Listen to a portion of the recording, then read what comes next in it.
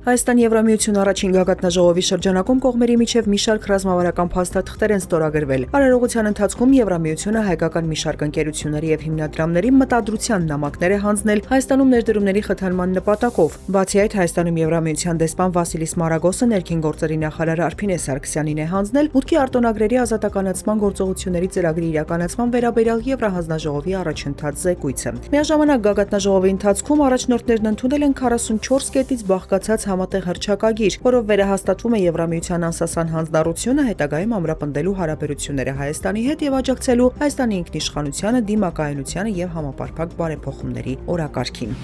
Վիզաների ազատականացում, անվտանգություն, տնտեսական զարգացում, փոխկապակցվածություն սրանք Հայաստան-Եվրամիություն համագործակցության 4 գերակայություններն են, որոնք առաջին գագաթնաժողովի արդյունքներով ներկայացրել է Եվրահանձնաժողովի նախագահ Ուրսուլա ֆոն դեր Լեյենը։ Նա նաև հիշեցրել է, որ 2 տարի առաջ սկսել են դիմակայունություն եւ աճ ծրագիրը, որի շրջանակում Հայաստանին 270 միլիոն եվրո է տրամադրվել։ Ընդգծելով ծրագրի հաջող ընթացքը, եվրոպացի պաշտոնյան շեշտել է ակնկալում են, որ ծրագրի շրջանակում եւս 2.5 միլիարդ եվրո կներգրավվի ներդրումների տեսքով։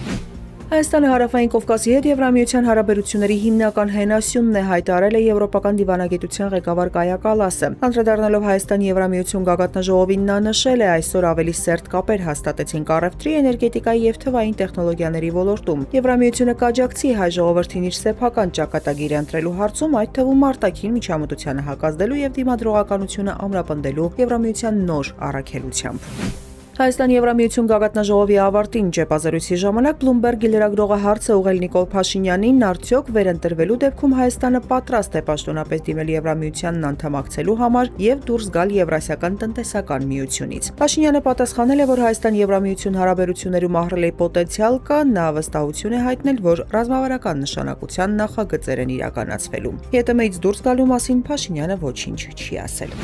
Երևանում հանրային տրանսպորտում ուղևորահոսքն ու վճարումներն աճել են, տվյալները ներկայացրել է Երևանի կառավարման տեխնոլոգիաների կենտրոնի տնօրեն Սարգիս Մանուկյանը։ Ըստ նրա, վճարումների ցուցանիշը նախորդ շաբաթվա համեմատ աճել է շուրջ 3%-ով։ Բացի այդ, մարտ-ապրիլ ամիսներին տոմսերի վաճառքն աճել է 23.3%-ով, կազմելով շուրջ 337 միլիոն դրամով ավելի հավաքագրում։ Քաղաքապետ Տիգրան Ավինյանն արձանագրել է, այս հավելյալ հավաքագրման արդյունքում մոտավորապես 13-14 նոր ավտոբուսի գումար է հավաքվել։